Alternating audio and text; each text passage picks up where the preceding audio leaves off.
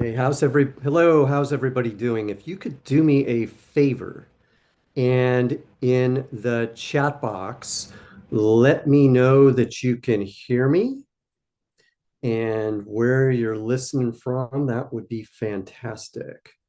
Thank you very much. Appreciate that.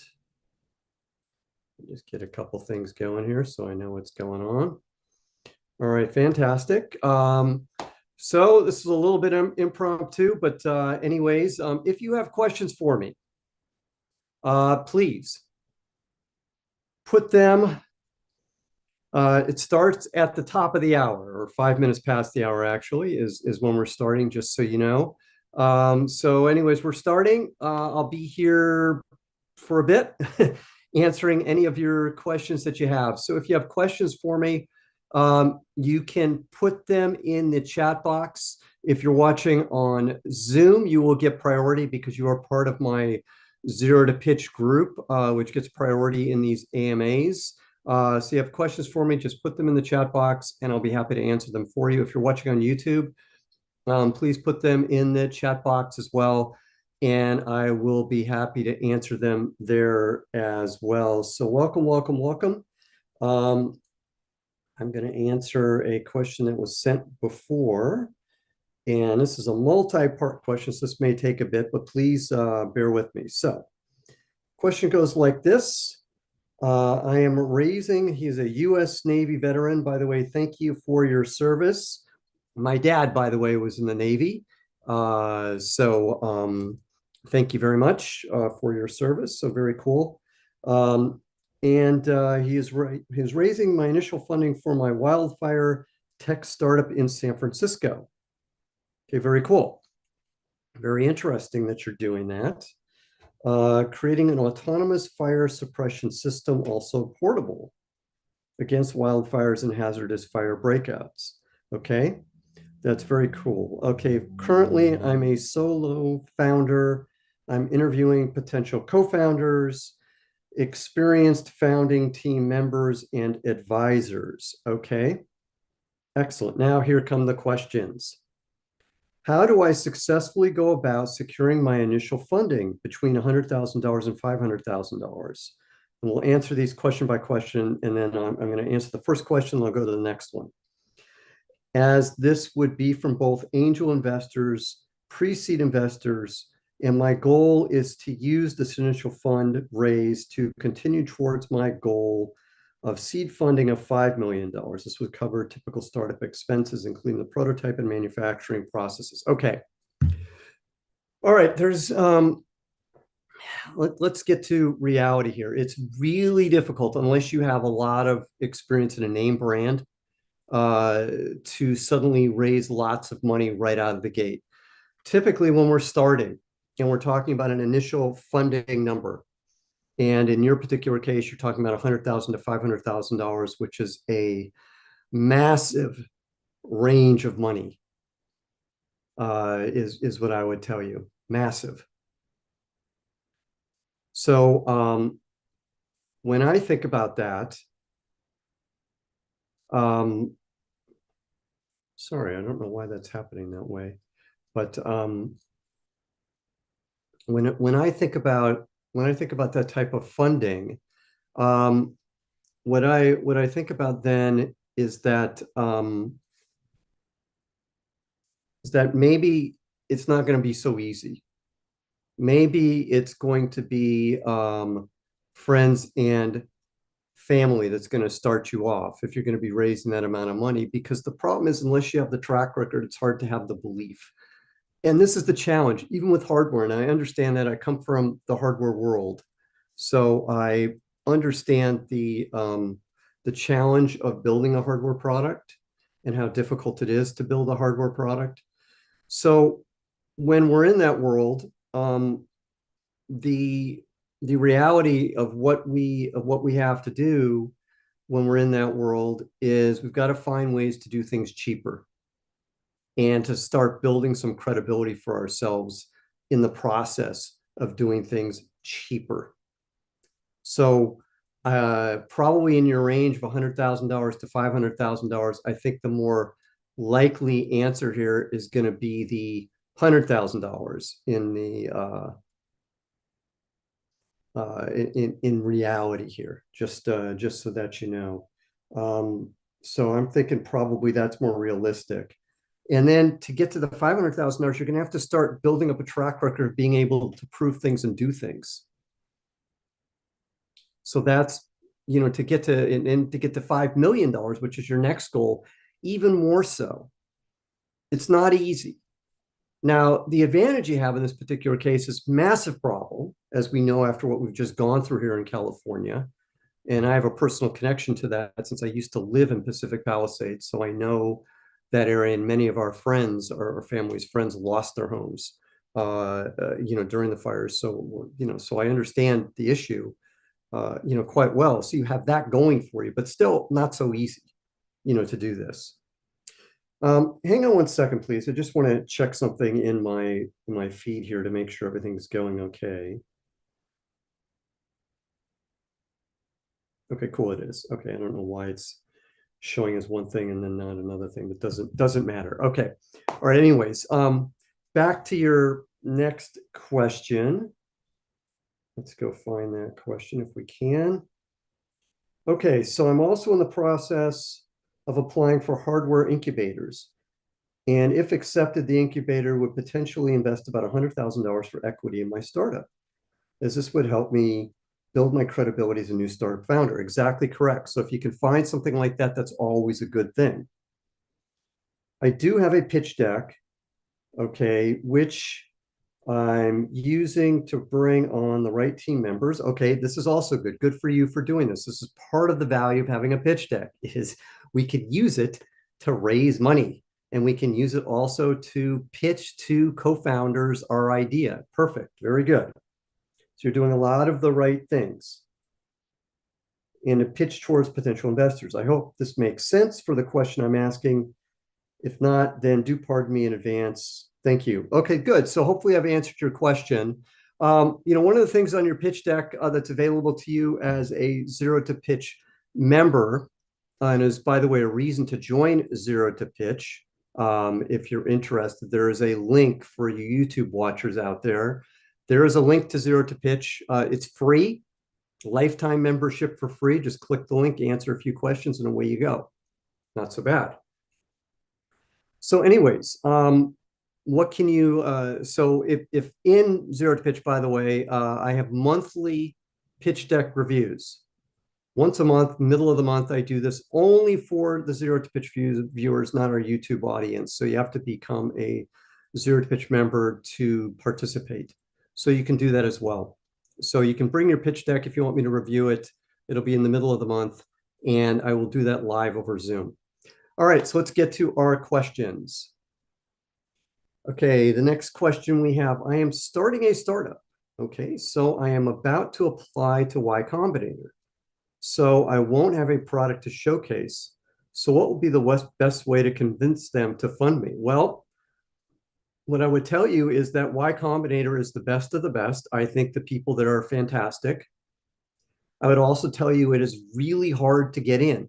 So you've got to make the best case possible of what's unique about you and why you're going to succeed.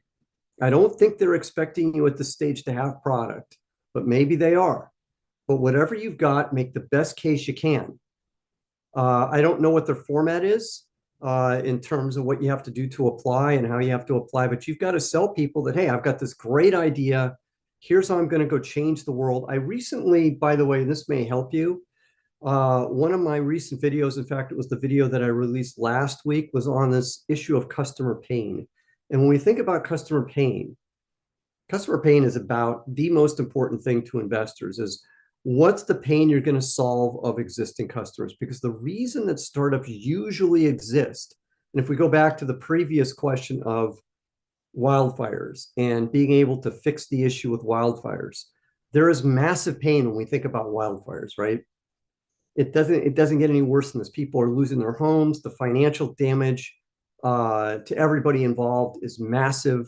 It's a horribly disruptive thing. So what we want to do is show where we are where our existing customers are in terms of the pain they are suffering because they don't have your product, or because you're going to disrupt the whole world when they realize they don't have your product. Oh my God, I need it.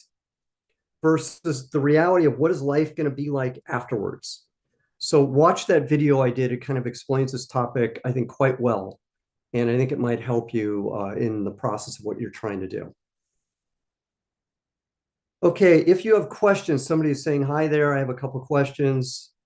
What's the future of Yahoo? I have no flipping idea, and that's not really a question. So let's move on. But if you got a real question for me, you can put it in the chat box in YouTube or Zoom, and I will be happy to answer it for you. So let's go to the next question on our list. I followed your advice and started with friends, fools, and family. Okay. We are scaling a successful investment fund that's having an ROI and growth of 40%. Okay, good for you. Don't know what the numbers are based on, but still 40% is 40%. Or sometimes more when the markets help. How many years of experience and strategies to accumulate credibility do you think are good? This is okay, and this is for doing an investment fund. This is something, it's not a typical startup, I would say. So, and I don't know what the licensing rules are regarding being in that world. So I would be somewhat careful, to put it mildly. I would be somewhat careful in terms of what I'm doing. So be careful here.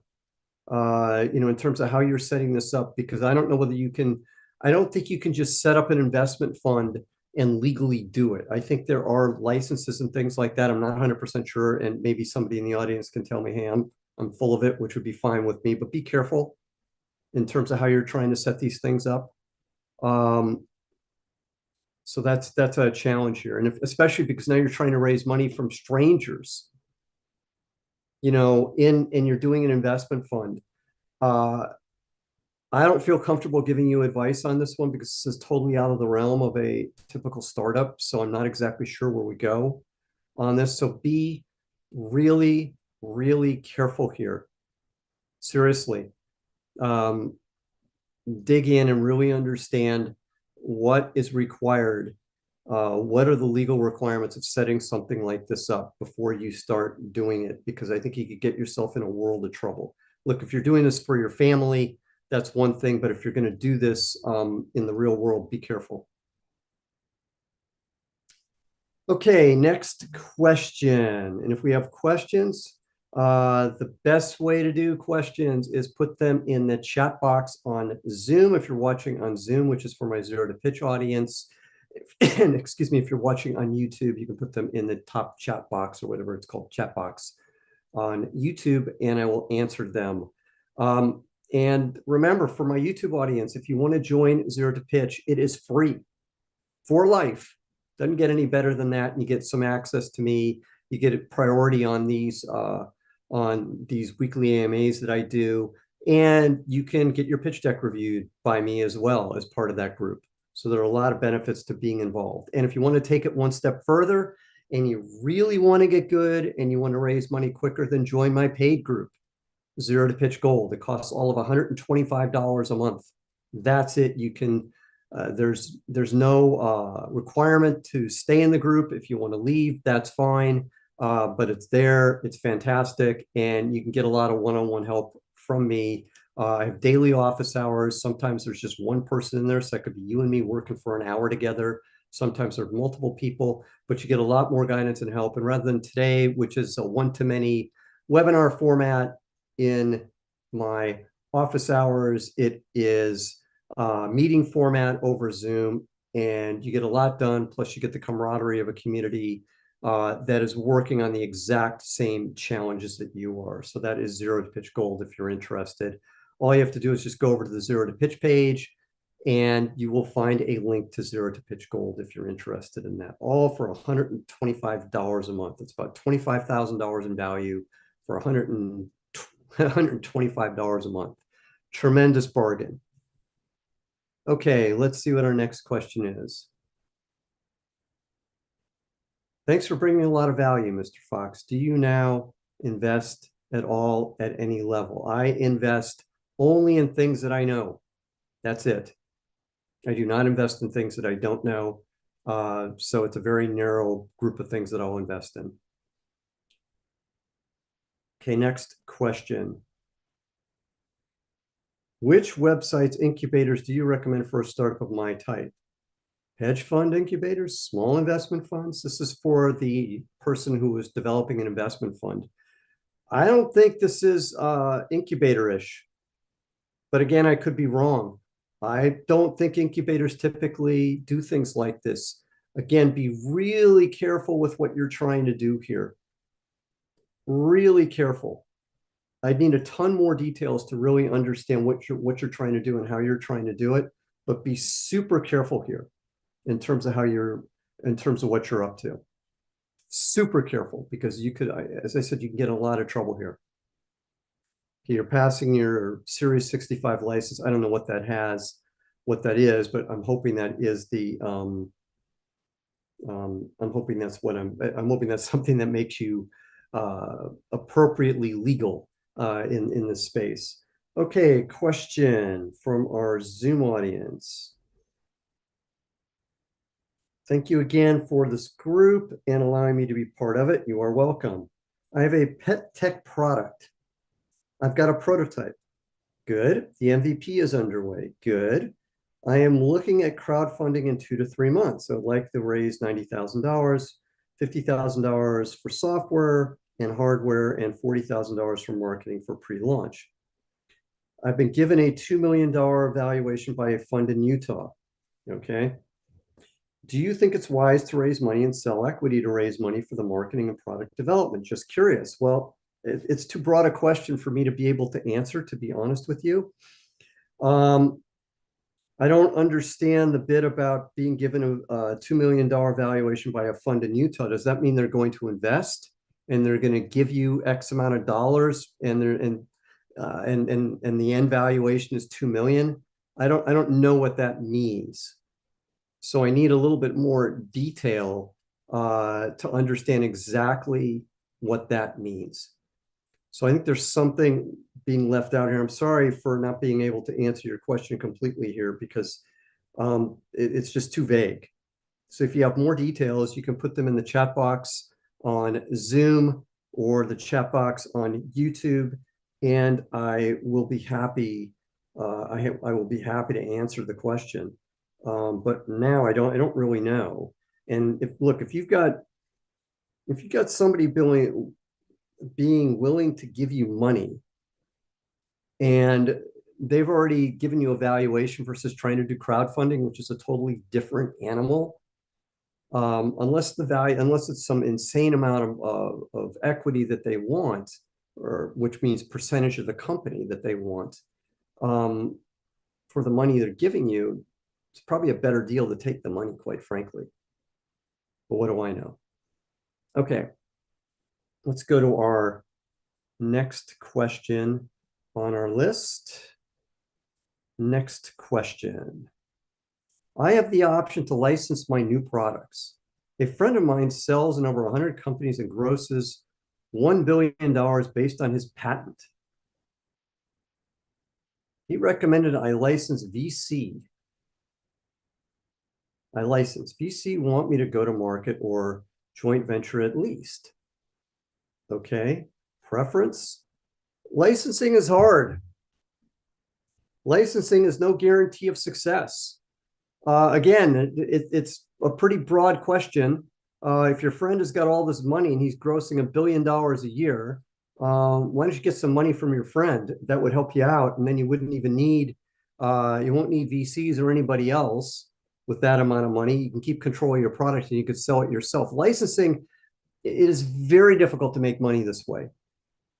Maybe you can do it, but just from experience, with all these things, when you take away the control of the sales from yourself, and you're assuming somebody else is going to sell, and you're going to get a percentage of it by licensing it, and you're going to get a percentage of the sales, the word that comes to mind is good luck.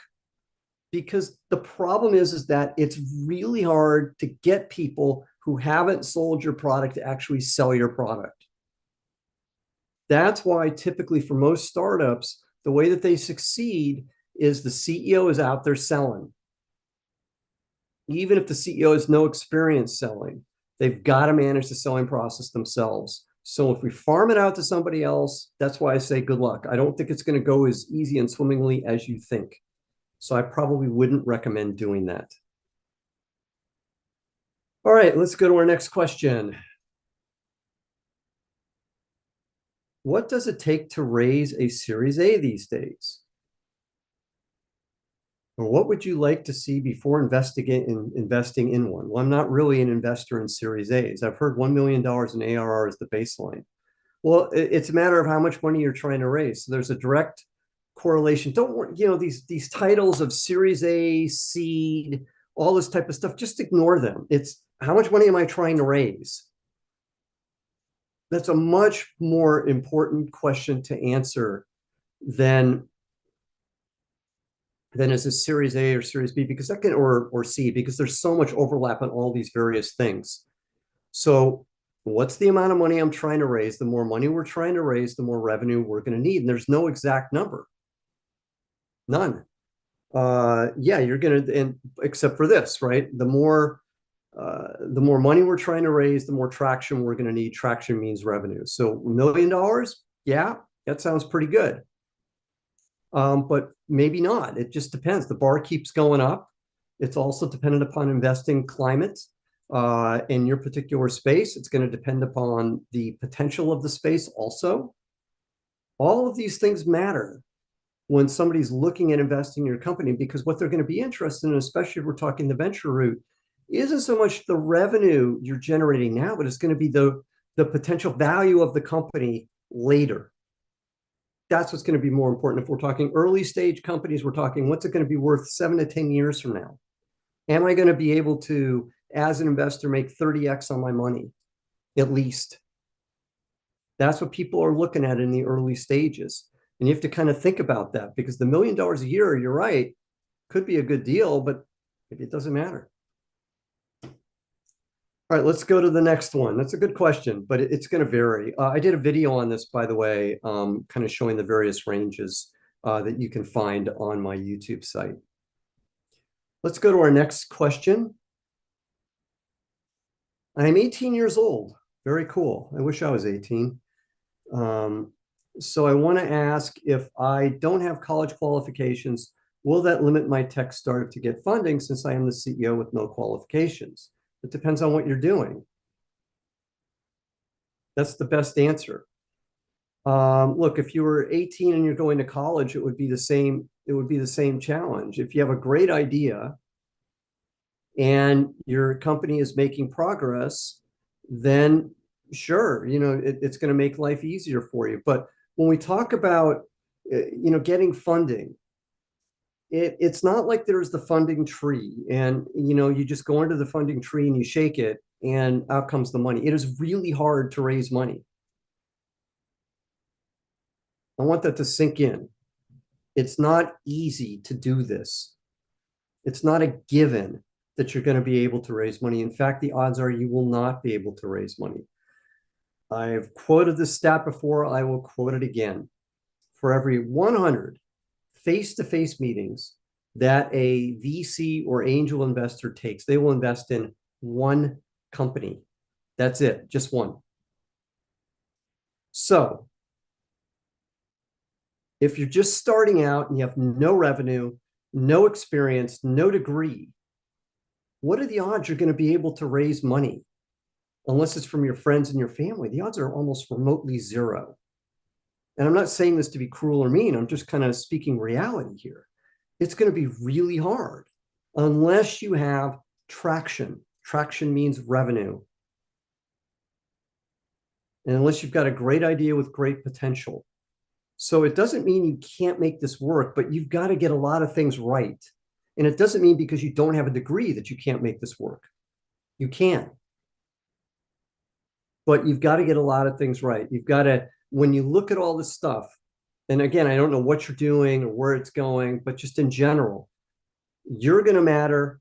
Do you make sense? Because the bet for early stage companies is mostly on you, the CEO. Do I believe in the CEO? Is this person the right person to be doing this, et cetera, et cetera? Do they fit the business that they're trying to build? Then the second thing I'm going to look at, and this is no particular order, is the team. Does the team make sense around this person? Do they fit, et cetera? Third thing, obviously, is there's got to be a market fit in terms of what you're doing. Is this a market I'm interested in investing in? Does this market have the potential to be big where I can make money as an investor?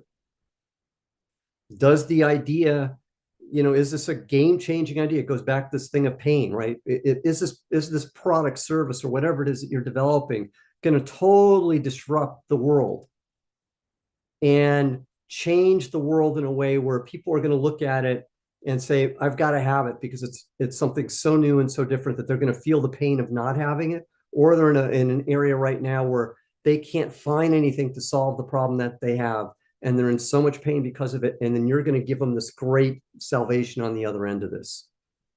Those are kind of the basic things you need to be able to raise money. And even if you had a degree, it would still be the same challenges. So look, good for you for starting young. Good for you for being aggressive on it, but you got to get these steps right. Okay, let's see. Next question. There's entrepreneurs that offer me exchanging $30,000 for joining communities with other people who launch funds. How do you analyze if this is the best step instead of cold emailing potential angel investors? Oh my. Well, I will tell you, I would be very, very wary of somebody saying, hey, join my community for $30,000 and you're going to get to meet people who are going to help you launch your business. That feels very scammy to me and doesn't feel very real. So I would be really, really, really, really careful if I'm in your shoes before I did that. Doesn't sound real to me at all. Sorry. The reality is that cold emailing works. I have a video on this as well. You can make it work. If you don't know anybody, network your butt off. Meet people. Start asking everybody that you can you help me? Do you know anybody that might be able to help me? And when somebody tells you no, keep asking. And build up a good cold email list in parallel with all this, and make sure that you're at the right stage to be able to do this.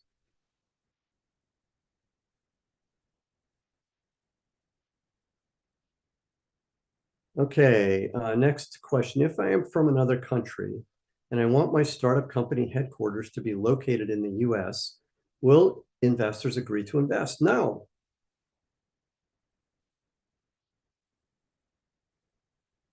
That's the short answer, is probably no. This is just because if you're from another country and it's really,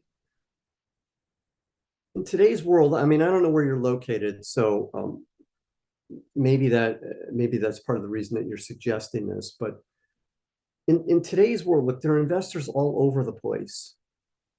And the problem is you're exchanging one set of challenges for another set of challenges. So if you're in country X and you want to come to the United States, you have no network here. You don't know anybody.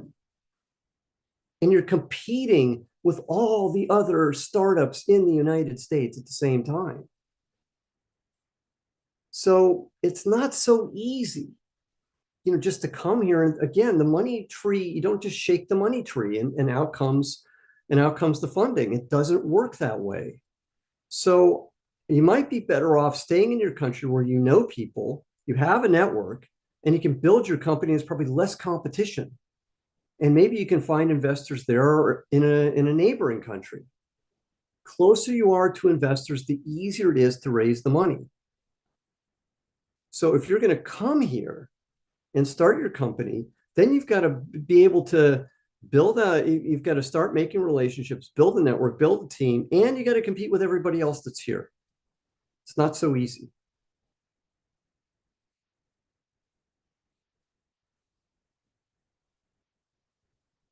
Okay, we're back to the person wanting to jump into the community fund. This community had successfully launched many funds crazier than me. Mine makes a lot of sense and is sellable. Do you think the chances are close to zero of raising this $30,000 from strangers? I have no idea. Sorry, I have no idea based on what you're doing. I'm dubious is what I would tell you based on what you're telling me you're doing. I'm dubious.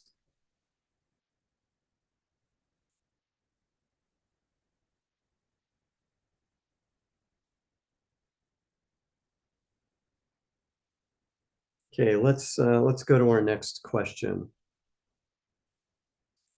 We developed a sitting, quote unquote, sitting technology at MIT, making it healthy, fun, and connected device for work, health, gaming. Have products, $2 million in sales, ready to scale up. Hard to find money from here in Switzerland. Oh, well, good for you for the $2 million in sales. That's awesome. Okay, I'm not sure where the question is in there, but I totally appreciate the challenge. And if you're trying to grow, like the way I always think about things, I always think like 10x. So if I'm at 2 million, how am I going to get to 20? And what are the challenges for me to get to 20? Do I have the right team? Do I have the right people? How much cash am I going to need to do all of this? So at least I'm kind of understanding what the problems are. And then from, looking at trying to raise money from this, hopefully this kind of gives us an idea of where we can raise the money from and who we can raise the money from. And I would be looking again to it's the same question that I was answering for the previous person. If I'm coming from outside the US and I'm going to come to the US, it's not a guarantee that you're going to be successful. Even though with $2 million in sales, it might be a little bit easier since that's a reasonable amount of revenue. But still, you don't know anybody here. You got to build out a network here. It's still challenging. The question, ideally, I would tell you stay where you are, especially if there's enough talent there where you can keep building out your team. That would be great. And then it's a matter of where can you find the money. So if it's not in Switzerland, I would be looking around Europe as my next options for this. And then if it's not in Europe, then I would be considering, okay, where else can I go? Would it be, depending upon what you're doing, would it be something in the United States, et cetera. And then is this something, again, the criterions, right? Is this something that's investable? Just because we're doing $2 million in revenue doesn't mean that an investor is going to say, wow, this is great, because again, the rules of the game, they've got to make a lot on or think they have the ability on any investment to make a large multiple of their money. So if you're at $2 million in revenue, and let's say that you have the potential to build this up, just making this up into a $1 billion revenue company that could be valued at, let's say, $10 billion. And right now, maybe your valuation, just again, making this up, I don't know what your cash needs are, but let's just say it's like your valuation right now is like 10 million. Okay, going from 10 million to $1 billion, yeah, sure. Those are exciting things. But let's say that you have the potential to go from a $10 million valuation to a $30 million valuation. Is that going to be something that is going to be exciting to investors? The answer is not venture investors, probably not, because the multiples aren't big enough for them. It might be, depending upon what your cash needs are, you might be able to find alternative sources of money for this to be able to do it, but not the typical venture deal, I would tell you. So I hope that helps, because that's part of this whole thing is you've got to be really intellectually honest about what the potential of your business is. And by the way, it doesn't mean you have a bad business. Most people never take a nickel of venture funding. So just so you know. So it sounds like, I mean, from what you're describing here, you have a team, production, distribution, um, all great. I mean, this is fantastic. So you've got all this stuff, which is really good. You've got revenue, which is really good, and then you've just got to be able to you just got to be able to figure it out. If you've got a plan and a strategy to get to 1 billion, and it sounds like you're pretty serious about this, then there's probably a way to do it. And then it's just a matter of how do you get in touch with investors, and how do you get people excited about what you're doing. So I don't know what you've tried in terms of meeting investors and pitching them or whatever, but it sounds like from the descriptions you're giving me here, it sounds pretty reasonable. The things that it's going to sound like a shameless pitch, but I'm going to do it anyways, is the things that I can do to help you. Um, the things that I can do to help you are are really to join the free group of Zero to Pitch if you haven't already. There's a lot of value that you can get out of that. There's a link for it on my YouTube page.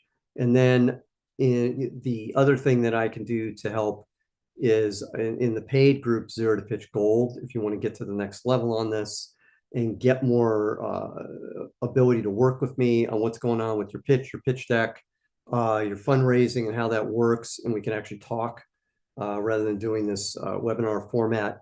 Join that. $125 a month, tremendous value, in doing that. Those are the things that I can do personally to help you. Okay, next question. You have recommended using Crunchbase to prospect investors. Other sources that you may recommend. Well, Crunchbase is the best and most comprehensive list of potential investors out there.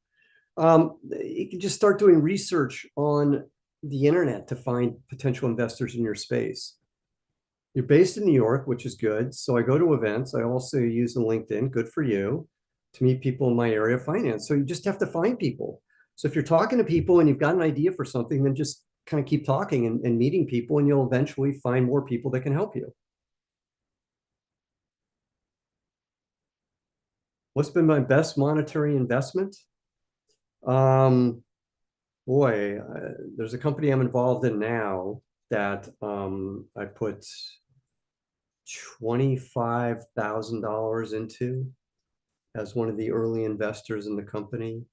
The I don't know what the company now is worth. I think about $2.5 billion right now, and my investment is in the millions in terms of the return on that. So that's probably the best one that I can think of. I've done other ones that have been really good, and I've been involved in some really successful companies where I've made a nice amount of money off of them over time. But that's the one that when I really think about it as an quote unquote investor, that one, there's another company that's right behind that that's worth about $1 billion that also looks like it's going to be really good. What I would tell you, which is probably more important than me making money, is what's the central theme? Two themes. Number one, great CEOs and really disruptive technologies. Businesses that were going to totally change the way things were done in their respective industries. So that's the answer.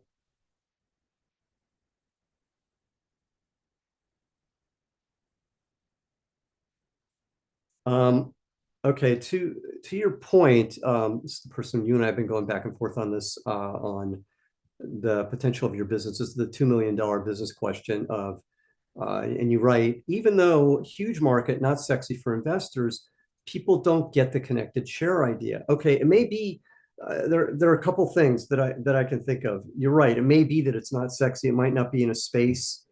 That's one possibility, that it's just not in a space that investors are interested in, which could be very true.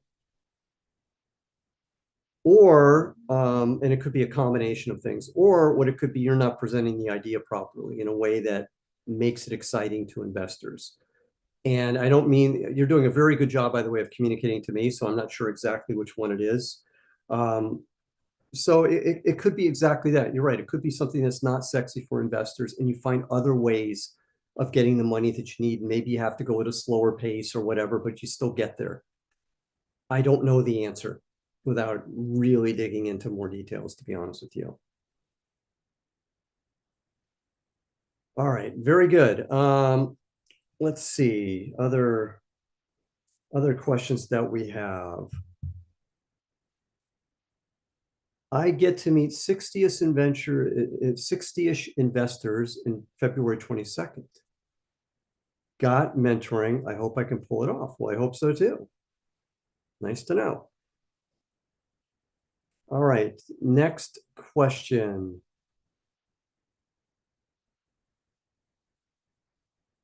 Okay, we're back on the same thing. Okay, this is the questions around the person doing the fundraising for the financial fund. And I don't know what more I can answer here on this because I really just don't know. So the next question is, a simplification or solution would be to partner with other fund launching, right? I don't know. Or a bigger fund family office to incubate my strategies, but seems so hard to get support from these bigger guys. Probably true. Your idea doesn't feel to me, and again, I can be wrong on this, but it doesn't feel like the traditional vehicle that investors would be interested in, unless you're doing something like a Robinhood or something like that, which had a unique strategy, for helping investors. Or I think the other one that I think of is, I think the name is El Toro, if I remember right. There are a few of those, but that doesn't sound like yours. It just sounds like a traditional fund, and that's a different deal. Last, what could you do to help me out? I can answer your questions here on my Ask Me Anything session. Beyond that, not much, to be honest. With the limits of value you're providing in your service, can you work out affordable plans for small startups like mine? Tipping you equity later on. Honestly, I work with a very exclusive a group of people one-on-one, a very small exclusive group of people one-on-one in businesses that I feel fit. And what I mean by fit, have real potential in a true startup sense, and people that I can help. In your particular case, because this is a financial thing, this is not an area I feel comfortable helping you. To be honest, it's just not in my area of expertise, and it's not something that feels like a normal thing that I would get involved in. I've been involved in lots of different businesses, and I've helped lots of different people, but this one just feels way out of the ordinary. So no, it's not something that I would be interested in working in. Okay, next question. Other multi-vendor marketplaces on the market. I bootstrapped through my first two phases of development, and now I'm at the point that I would like to find a VC. What thing do I need to put in place to make this possible? Well, that's pretty broad, is what I would tell you. So I don't really, I need more detail to really understand it. But in today's world, if you look, again, it's like, how much money are we trying to raise? Where are you at in the cycle of what you've done? If you bootstrap, that's nice, but I don't know what the two phases are that you've gotten through. Where are you at on the revenue side of thing, which in today's world, unless you have a real name brand, it is really difficult.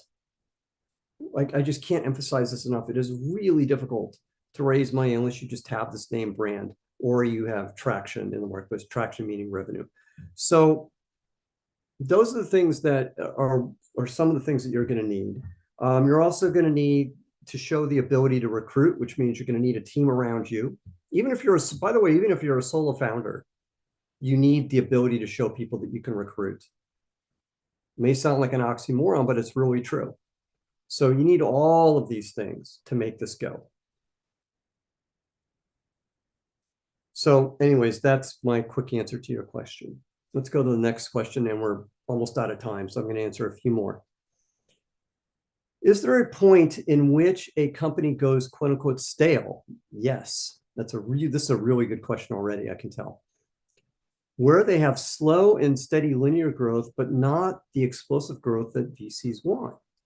What should a company do in that stage? Okay, I thought you were gonna do this a little differently than you did. So the subtlety in your question is, okay, if I'm growing linearly, and again, it's a matter of, well, if we're growing 30% a year and you're on $100 million revenue, that's one thing. If you're growing 30% a year and you're on $50,000 revenue a year, that's another thing.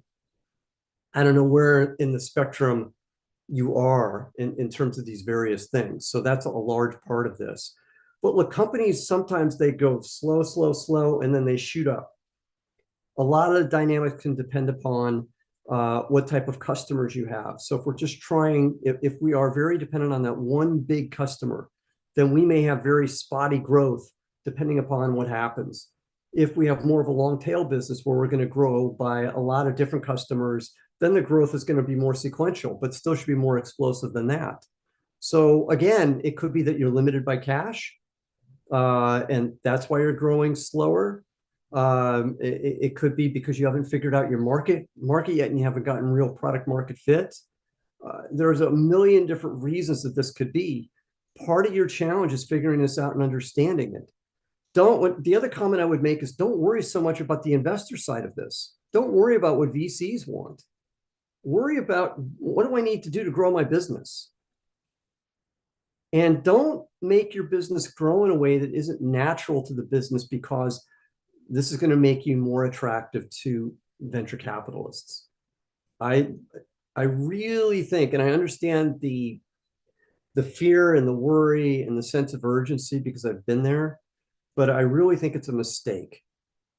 And the reason I think it's a mistake is that you can end up really hurting yourself by doing things that are unnatural, and you can cause yourself more pain. If your business isn't investable by VCs, then you're like 99% of the businesses out there, which is fine. There's nothing wrong with this. It means grow it a different way. But if it is investable by VCs and you need to tweak a couple things and you need to make those adjustments because it's good for the business, then make the adjustments. And if you're limited by cash, then so be it. Then you make adjustments there in terms of what you do. And eventually you make yourself so attractive to investors that investors will want to invest. So in some senses, it's self-correcting is what I would tell you. But I really, again, I know that you may want to do this thing with venture capitalists, and it may sound like an oxymoron, but it is what it is. Don't put yourself in a position where you're bastardizing yourself and you're distorting yourself to work with VCs. It's going to come back and bite you because the investors will likely recognize it and they won't want to invest, and it's going to hurt your company. All right, next question, and we've got time for maybe one or two more. So let's see. Oh, there was a question and it just went away. All right, well, so much for that. All right, well, I'll give you guys a minute or so to ask another question. Let me just check my other feed to make sure we don't have anything else. All right. Nope, doesn't look like it. So I'll give you guys another minute or so. If you have questions for me, you can put them in the chat box on Zoom or YouTube, and I'll be happy to answer them. Okay, the question just came back. I want to start a startup ad company. Okay, that's nice. Good for you. Congratulations.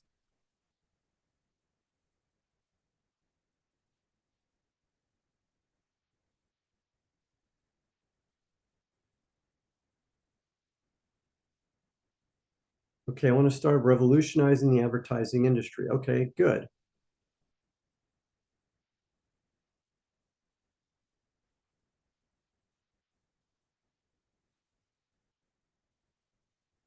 Okay, back to the person who was asking about the slow growth, was saying, where did you think I was taking that question about a stale company? Well, there's this thing about when you're raising money, about businesses getting what's called shop worn. In other words, that they get shopped. In other words, that 50 VCs have seen the business and they've all passed.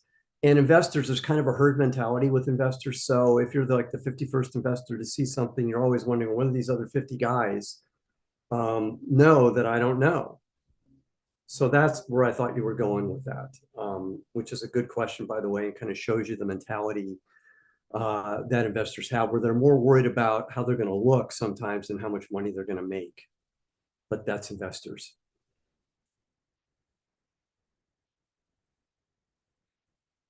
But I'm unable to find potential investors, and you want to start a company. Well, this is the thing. You're too early to find potential investors. So just because you want to start a company, in your case, it's an ad company, doesn't mean that people are going to write you checks. The basic flow when we're starting is our own money, our friends, and our family. That's how we typically start almost every single startup. In fact, I would almost all of them, including ones that are venture fundable, because there's always this delta period between starting and getting the funding. That's how I started, was my own money. And then I raised venture funding, even though I didn't, I was able to raise funding right out of, quote unquote, right out of the box, but there was a delta between those two periods. So it was my own money that started the company.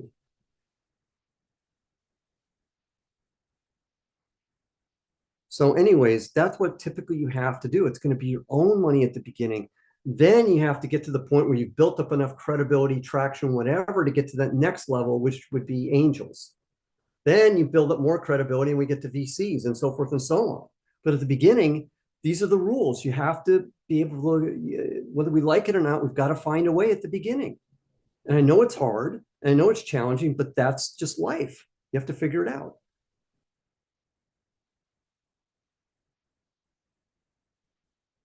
All right. Any more questions? And I'll be happy to answer them for you.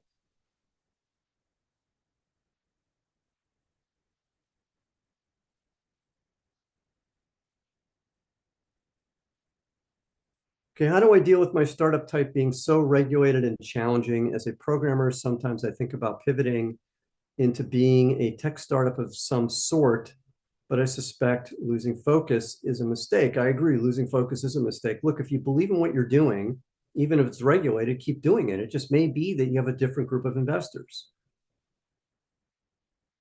That's your reality. That's okay. All right, we've got time for maybe one more question. If you have a question for me, you can put it in the chat box, and I will be happy to answer it for you either on Zoom or YouTube. If you are interested, I have a free group, free for life. It doesn't get any better than that, called Zero to Pitch. All you have to do, there's a link for my YouTube audience. All you have to do is click the link and answer a few questions, and you're in. If you like that group and you want to take it one step further, then the next step is to go to Zero to Pitch Gold, which is a paid group. It costs all of $125 a month. There is no requirement of staying in beyond any time that you want. You can leave anytime you want. There's tons more that you get out of that group than you get out of the free group. If you're interested, there's a link on Zero to Pitch to Zero to Pitch Gold. There's a video you can watch which goes into a lot more detail on that group in terms of what's in there and what isn't. And what I would tell you is it's fantastic. And if you really want to take things to the next level, if you really want to raise your funding, that's the next level to go. And if you really want to get crazy, then you can apply to work with me one-on-one, which is a little bit more challenging.